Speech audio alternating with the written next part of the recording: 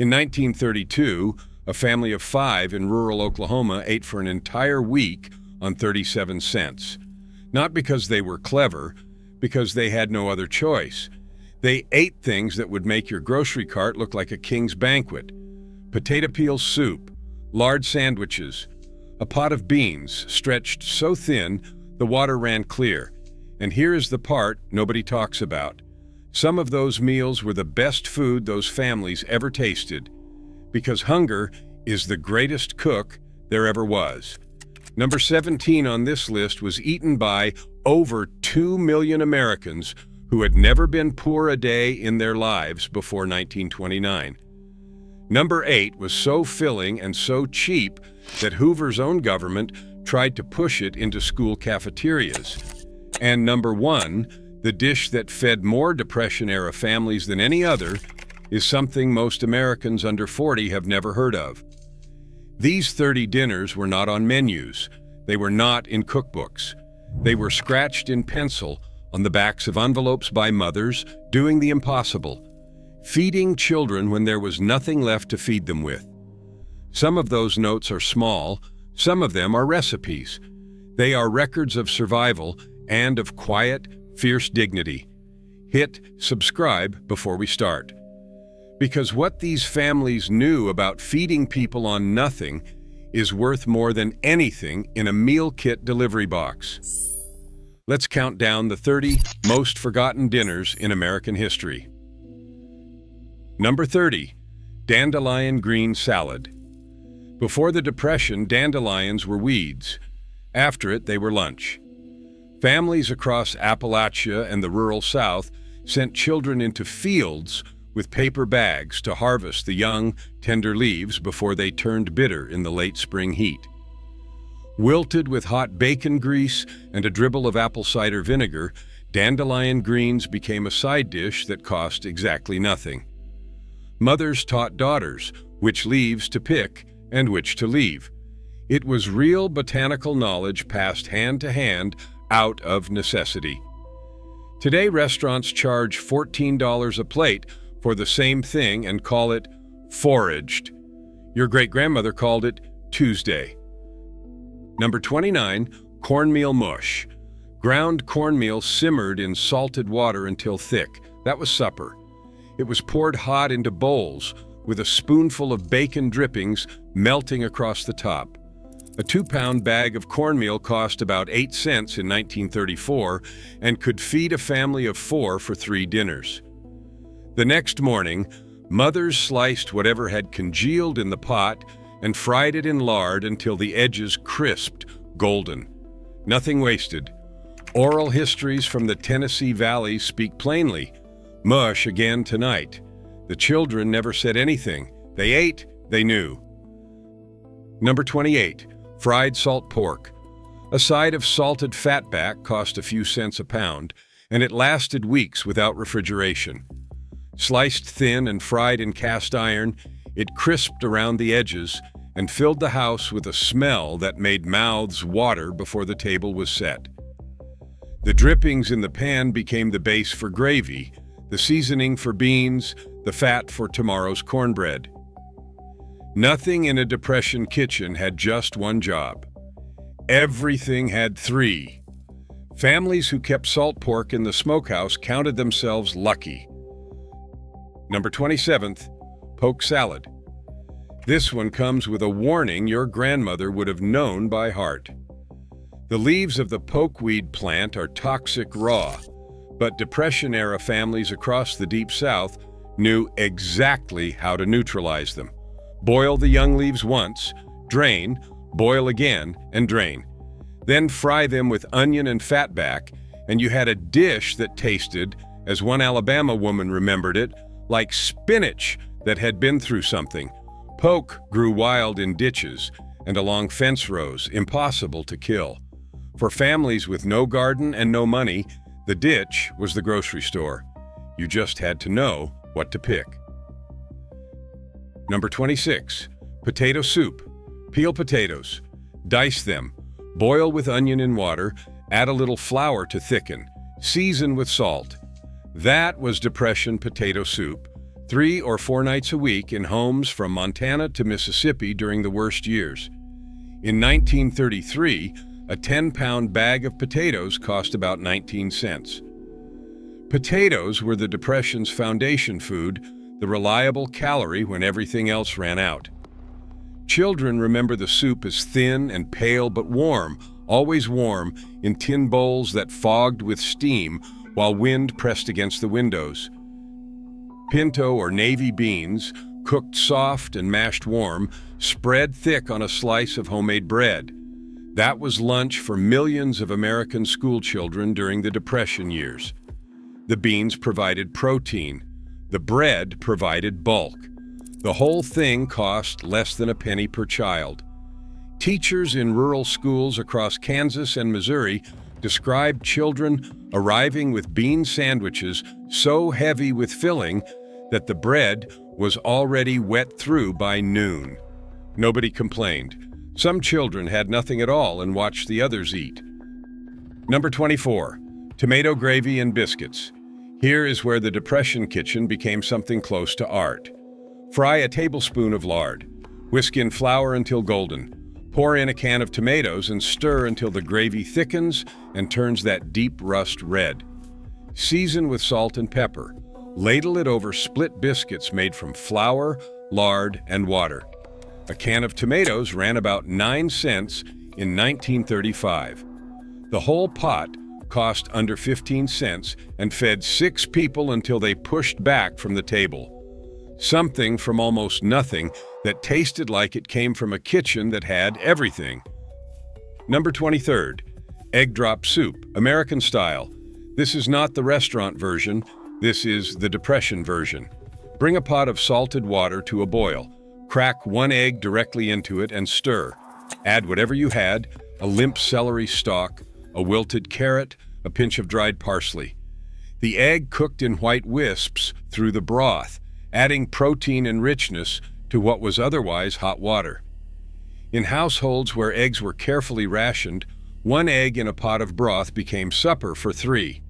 Some mothers called it sick soup. Others just called it supper. Number 22, grits with pot liquor. In the South, pot liquor was never thrown away. It was the dark, salty liquid left in the pot after cooking greens, dense with flavor from whatever vegetable had simmered down into it. Poured over a bowl of plain grits, it turned a near-empty supper into something that actually tasted like a meal. A 1934 survey of rural Southern families found that pot liquor appeared on the dinner table more than 5 times a week in the counties hardest hit by the Depression. It was not desperation. It was knowledge that the people who could afford to throw away the cooking water never bothered to learn. Number 21, bread and milk. Tear stale bread into a bowl, pour cold milk over it, season with a pinch of salt or a spoonful of sugar. That was supper on the nights when there was simply nothing else. A loaf of bread cost about 7 cents in 1933. 2 people could eat on the leftover heels and half a cup of milk. Mothers sometimes warmed the milk first. The essential poverty of the dish was unchanged, filling, cheap, and present on the table, which was the whole point. First, pattern break. Here is what the history books leave out. During the worst years of the Depression between 1932 and 1934, the USDA paid farmers to destroy food. Millions of hogs were slaughtered and buried. Crops were plowed under. Fruit rotted on trees because the price of picking it exceeded what it would fetch at market. Meanwhile, in the cities, soup kitchen lines stretched around the block for hours. Children fainted at school from hunger. The same government that buried pigs was telling families to make do with bean soup. Some people never forgave that. Their recipes carry that anger in every line. Number 20, Hoover stew.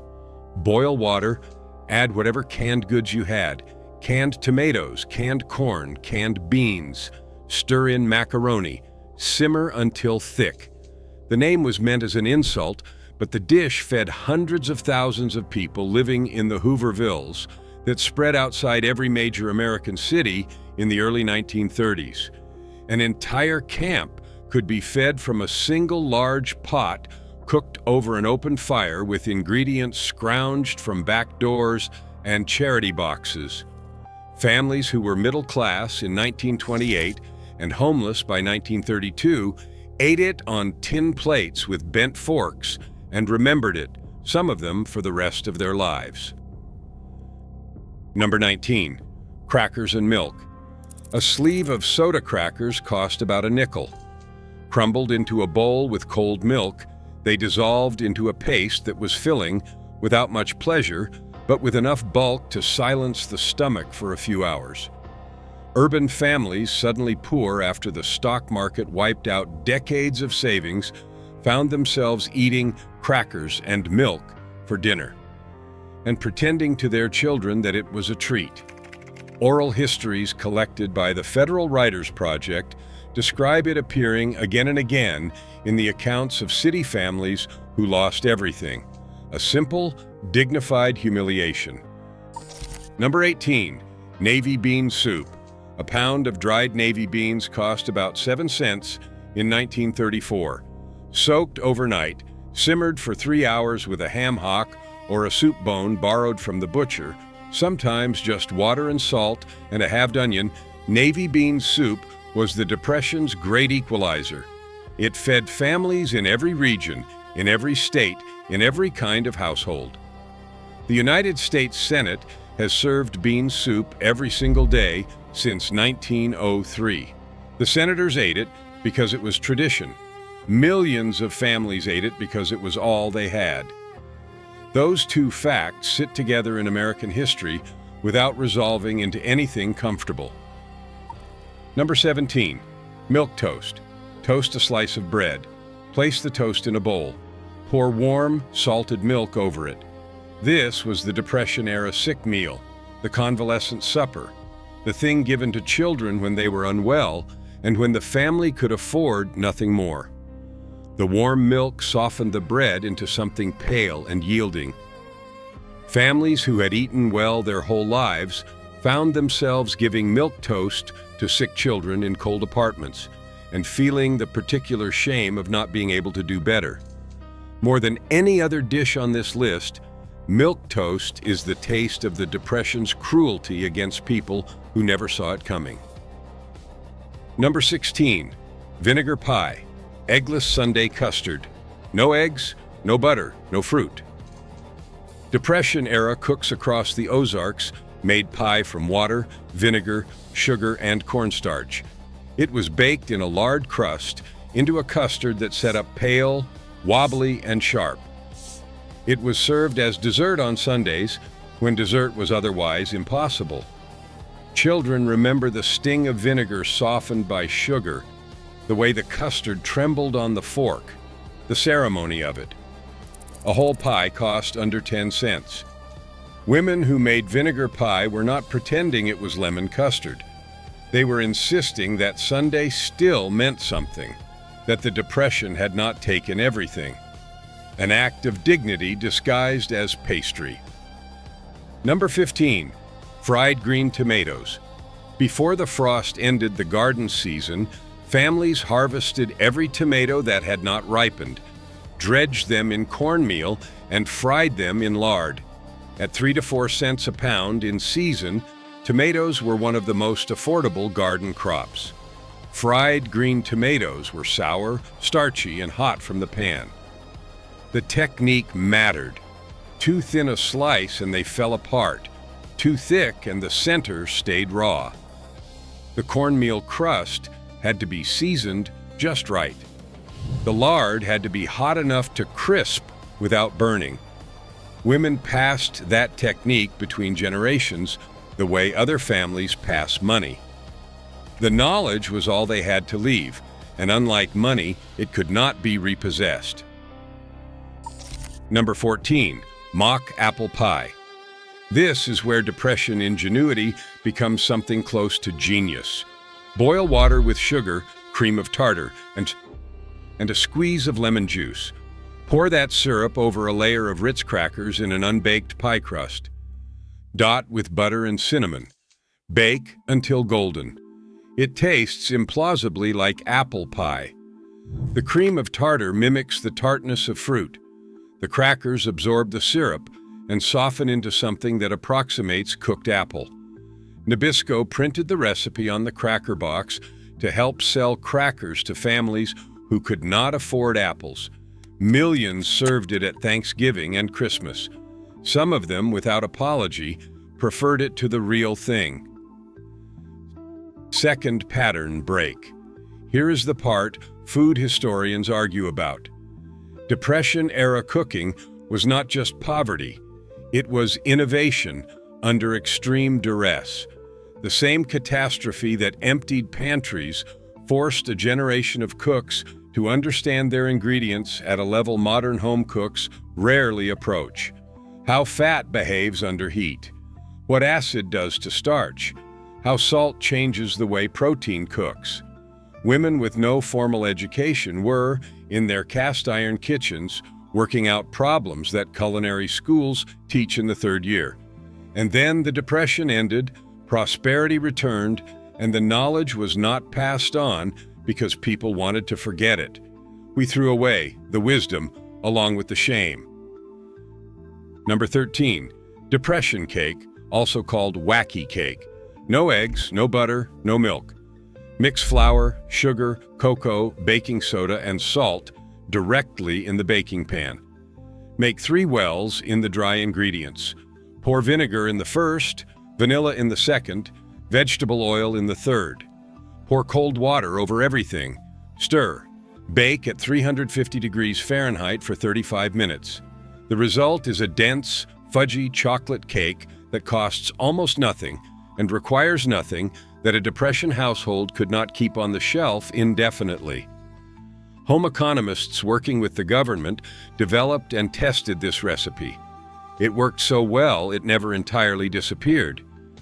Depression cake is still baked in American kitchens today, and it is still extraordinary. Number 12, potato peel soup.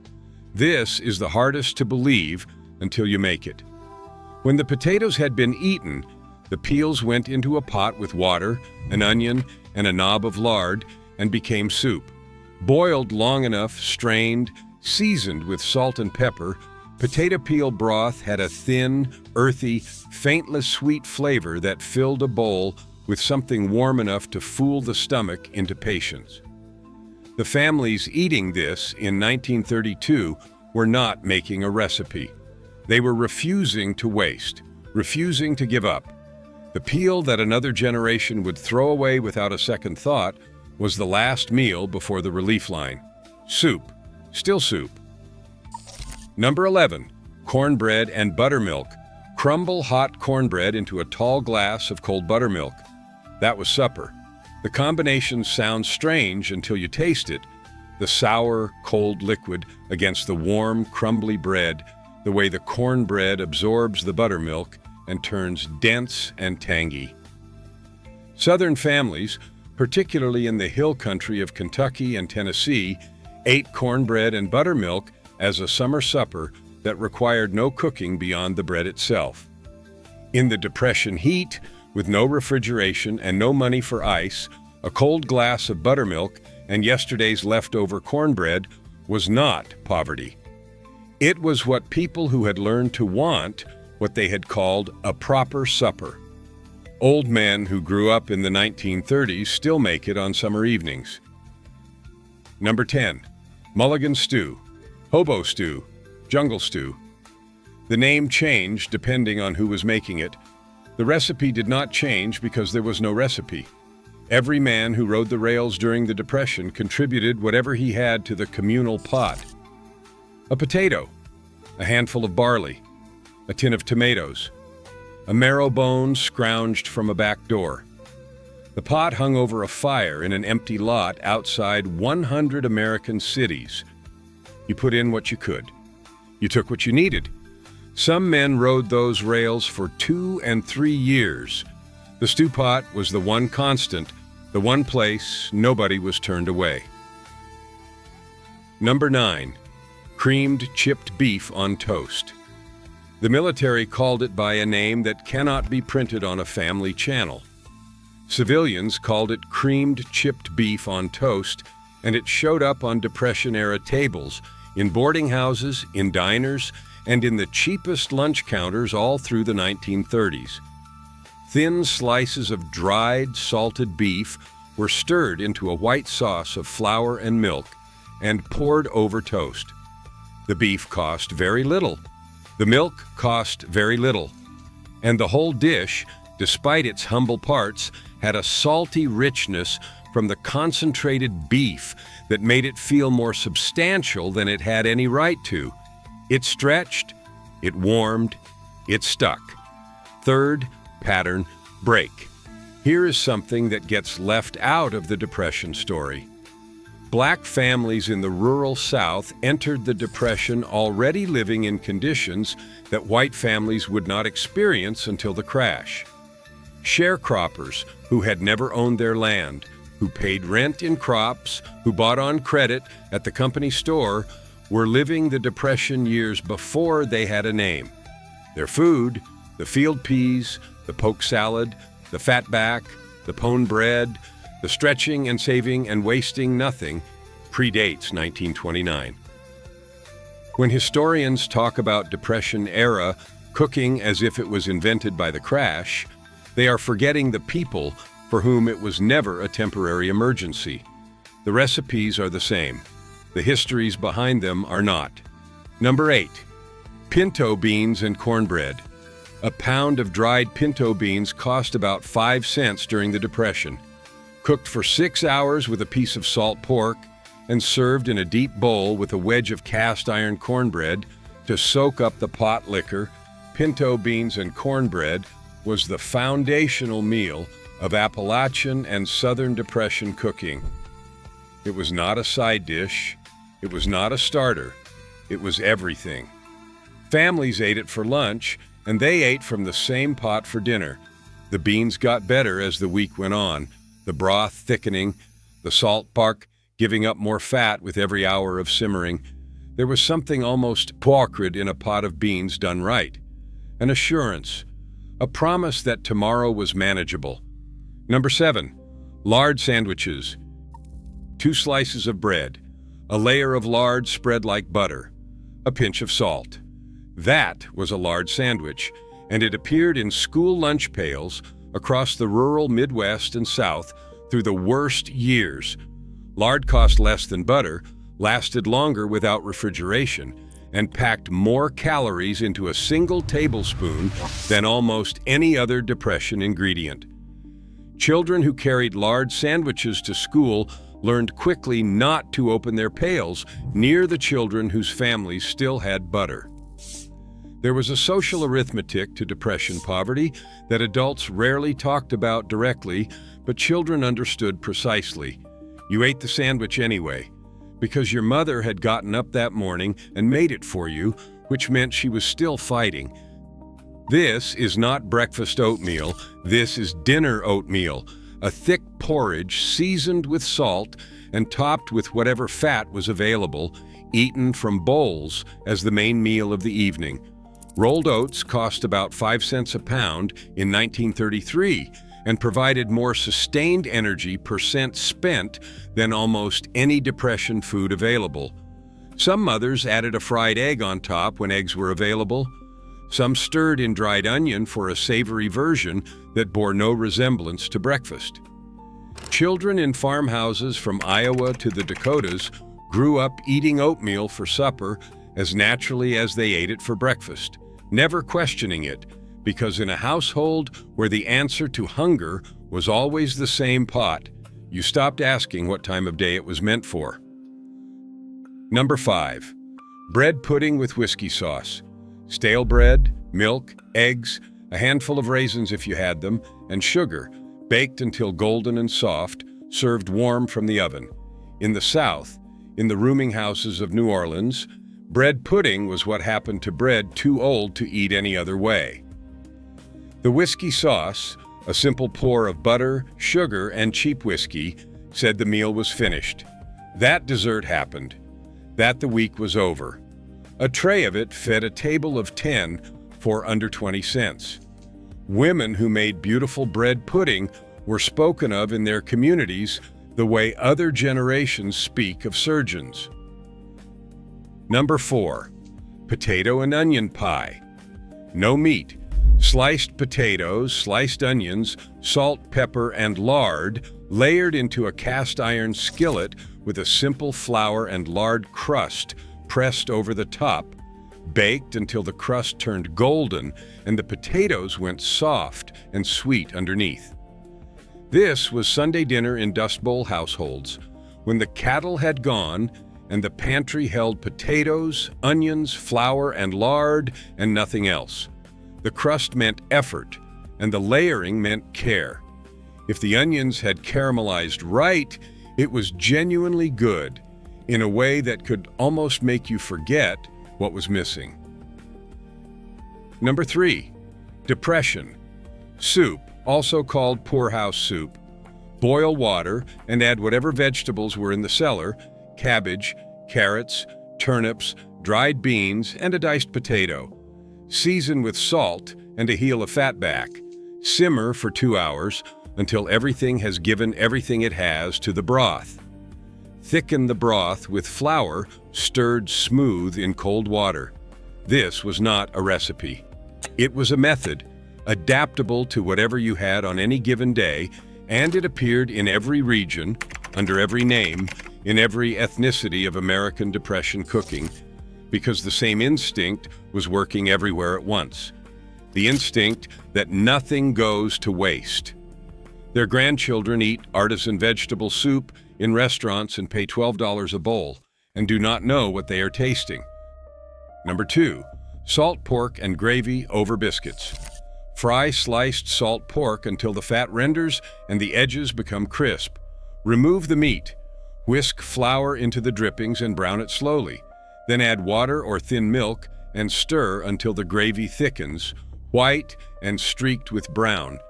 Pour the gravy over split biscuits made from flour, lard, and water, with the crisp pork laid alongside. In the households of tenant farmers, sharecroppers, and rural laborers across the South and Midwest, this was the meal. Not one option among several. The meal. Eaten 3 times a week, sometimes more. The biscuits cost almost nothing. The pork cost very little. And together they filled a grown man for a full day of physical labor. Farm wives who made this gravy without measuring, who knew the right heat and the right color of the roux at a glance, were practicing a form of mastery that deserved more than the name poor man's supper. Number 1. Beans. Just beans. This is the one. Not a clever recipe, not an elegant technique, just dried beans, soaked overnight, simmered in water, served in a bowl. Navy beans in New England, pintos in Appalachia, black-eyed peas across the South. The bean changed. The principle did not. Cheap, stable, filling. Relief workers recorded families in 1933 eating beans every single day for 3 weeks straight. The families who survived those years never quite let the pantry run empty again. A pot of beans on the stove was not just dinner, it was proof that you were still standing. These 30 meals were not recipes, they were survival, written down in the handwriting of women who had nothing left to waste. We forgot that knowledge because we could afford to, but it is still there, waiting in the back of the cabinet, in the cast iron, in the old cards. It is still there.